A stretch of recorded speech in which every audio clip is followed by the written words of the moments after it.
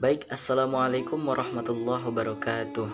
Alhamdulillah, alhamdulillahi rabbil alamin. Wassalatu wassalamu ala rasulillah.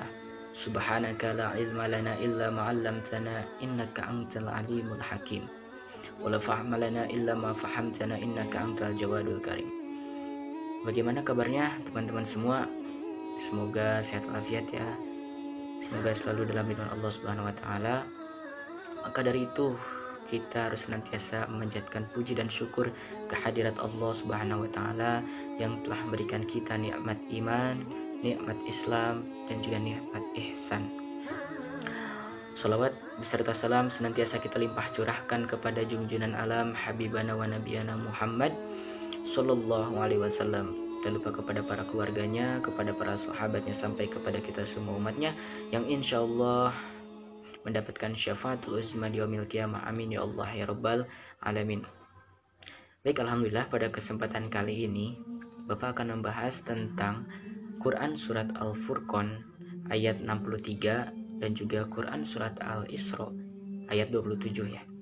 Baik, kita mulai dengan surat Al-Furqan ayat 63. A'udzu billahi minasyaitonir rajim.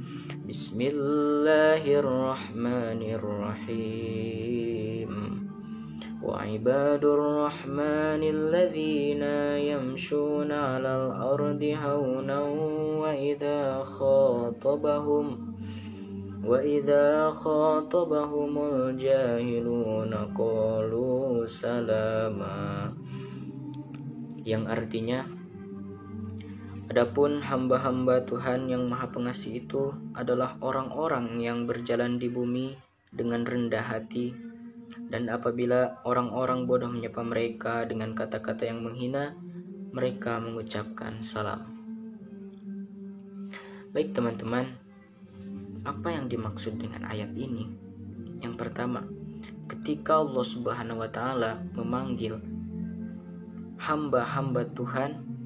Nah, di sini hamba-hamba Tuhan yang Maha Pengasih itu siapakah hamba-hamba Tuhan? Yakni di sini orang-orang yang berjalan di muka bumi dengan rendah hati. Di sini ketika teman-teman yang maksud dari berjalan di muka bumi adalah ketika kita menjalani kehidupan gitu. Nah, di sini dikatakan dengan rendah hati. Ya, rendah hati itu tidak sombong. Terus rendah hati itu ya kita tidak merasa wah yang paling gitu, yang paling misalkan saya yang paling pintar, saya yang paling ini.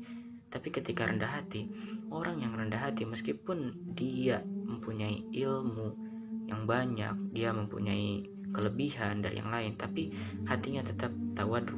Itu rendah hati ya. Nah, di sini oleh Hasan Al-Basri ya. Hasan Al-Basri, teman-teman udah tahu ya. Beliau menjelaskan bahwa orang-orang mukmin senantiasa berlapang hati dan tidak pernah mengucapkan kata-kata kasar. Jadi ketika ada orang-orang yang mencaci mereka, maka orang-orang mukmin itu tidak membalasnya dengan cacian.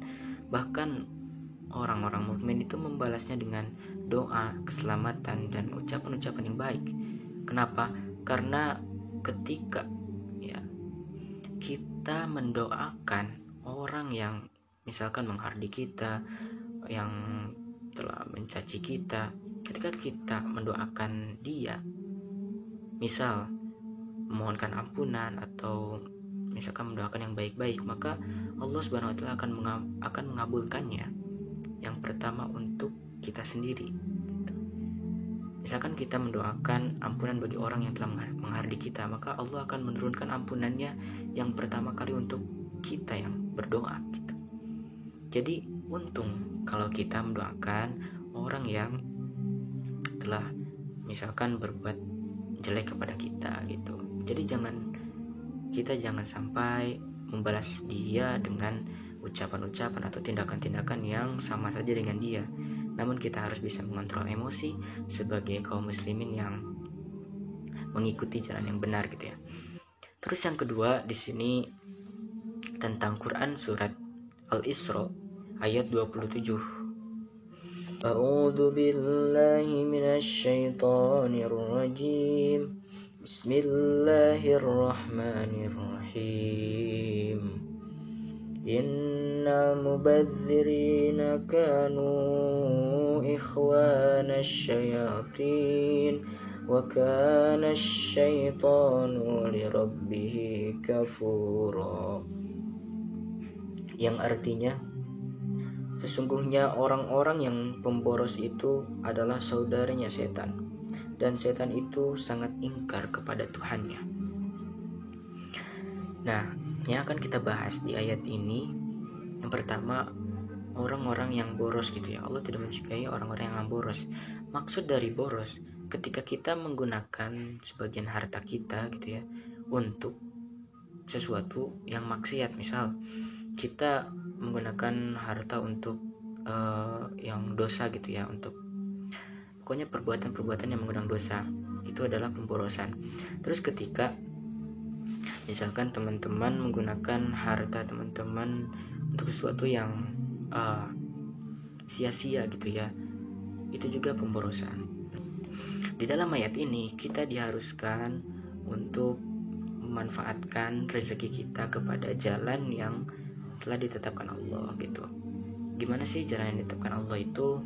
Yang pertama, ketika teman-teman punya uang, coba teman-teman ya, kalau untuk jajan silakan jajan, coba latih sedikit ya, misalkan untuk sedekah, untuk memberi yang membutuhkan dan sebagainya gitu. Insya Allah ketika teman-teman bersedekah, maka rezeki teman-teman akan berlipat-lipat ganda gitu ya.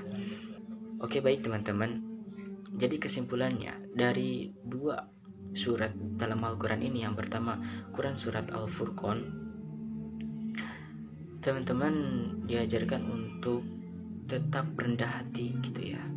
Karena orang yang berilmu tinggi, orang yang memiliki ilmu agama yang tinggi, meskipun beliau tinggi ilmunya, pasti dia rendah hati gitu ya. Itu yang diajarkan oleh Islam. Jadi ketika teman-teman misal punya sesuatu yang lebih dari teman-teman yang lain, maka bersikaplah rendah hati. Dan di ayat selanjutnya, di kata selanjutnya, ketika teman-teman ada yang menghardik atau berperilaku buruk kepada teman-teman, maka balaslah dengan kebaikan, jangan sama-sama dengan keburukan, jangan ya, tapi dengan kebaikan gitu. Terus di dalam Al-Quran ayat surat Al-Isra ayat 27, teman-teman diajarkan untuk tidak boros gitu ketika mengeluarkan rezeki di jalan Allah, seperti berinfak gitu. Terus kalau untuk dari orang tua gitu ya, misalkan dari orang tua disuruh untuk bayar SPP, maka bayarlah SPP, jangan sampai di courting dan sebagainya. Oke, mungkin itu saja yang dapat Bapak sampaikan, semoga bermanfaat. Ilmu akan lebih bermakna ketika kita bisa mengamalkannya gitu ya. Namun ilmu itu akan menghisab kita nanti di yaumil qiyamah ketika kita cuman mengetahuinya tanpa bisa mengamalkannya. Maka dari itu, meskipun sedikit ilmu dari teman-teman yang didapatkan, tapi ketika diamalkan maka itu akan menjadi nilai plus di hadapan Allah Subhanahu wa taala. Cukup sekian. Mohon maaf atas segala kekurangannya dan terima kasih. Allahul muwaffiq ila aqwamit thoriq. Wassalamualaikum warahmatullahi wabarakatuh.